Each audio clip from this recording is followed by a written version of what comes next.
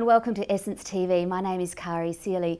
Over the next half hour we're going to have a conversation with Dr. Judy Ford, who's an internationally recognised geneticist and lifestyle doctor and science communicator. This time we're talking in our conversation about healthy ageing. Is it good choices or just good luck? Judy's passion is preventative health, including healthy ageing, healthy weight loss, stress reduction, cancer prevention and workplace wellness. Judy, it's a delight to have you with us. Thank you very much, Kari. Thanks for coming in. Now, Australia's population is ageing, so in the not too distant future we're going to have less people working, supporting more people who are retired.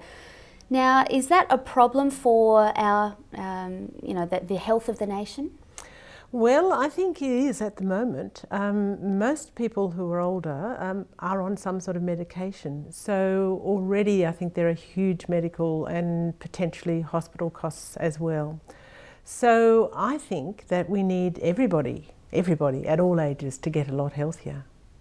And indeed, you've written a book, and I just love the title. Of course, a lot of people with the ageing population, we're talking about lifestyle and ageing well.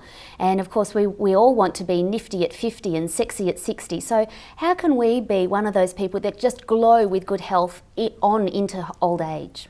Okay, well, I wrote a book, as you know, which is called Glow, Principles of Healthy Aging. And I came up with the title Glow as an acronym, and I must say it's a tiny bit contrived, as these things are. So G stands for genes, and really the genes section is a little bit more about chromosomes than genes. Lifestyle, and then I really struggle with the O. So O stands for omnivorousness, and W stands for water.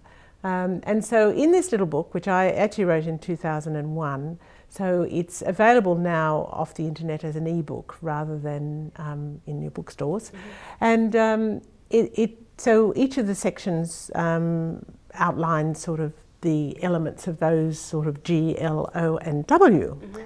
So why don't you step us through those four?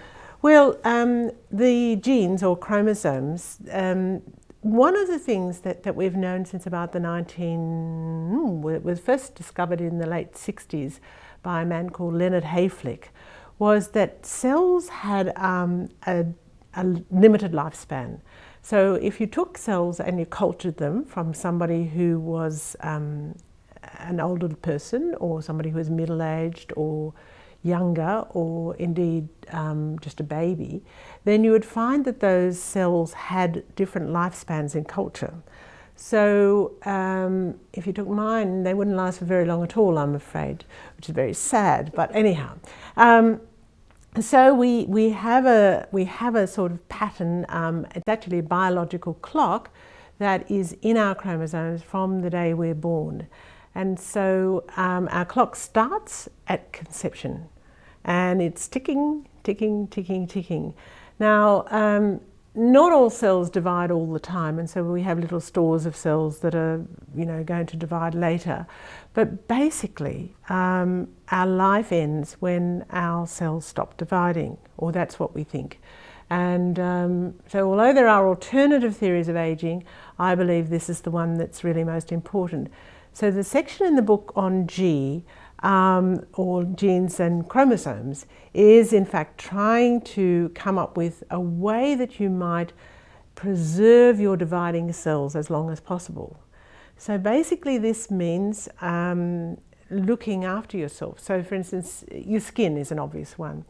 We all know that if you get sunburnt, that the layers peel off and that the red raw skin underneath sort of gradually comes through.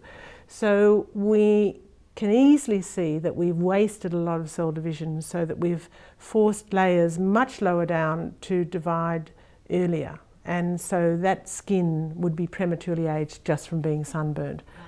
And we know this. If we observe people who have spent a long, long time on the beach for many, many years, they look sort of old and wrinkled. And in fact, I used to think that when I went overseas, I could pick the Australians out at any international airport because their skin was so aged by all the excess sun. Amazing. Mind you, these days we wear sun hats and protect our skin, so that should help. And in fact, we've started that from a very young age at school, no hat, no play. Yes, exactly. And then we've become vitamin D deficient, but that's another story. So, so that's number one. Number two is your immune system. Now we've got a lot of stuff going on at the moment about flu, because seasonal flu, and the new type of flu that was first of all called swine flu. How do we stop getting infections? Because every time we get an infection, we put extra pressure on our immune system. So we really do have to try and keep ourselves well. And keeping ourselves well is partly hygiene and partly nutrition. So the hygiene part is not only washing your hands very, very thoroughly, and I've actually got pictures in the book on how to wash your hands, but it's really also important to dry your hands, because sometimes when we wash our hands we loosen up the bugs, and in fact we're more contaminative after we've washed our hands than if we hadn't washed them in the first place. So really, really important to dry your hands thoroughly as well as washing them. And that's not a message that's spread very well at the moment. So okay, so there are a number of things like that: avoiding unnecessary operations, trying to protect yourself against accidents, things like that. All of that's in G.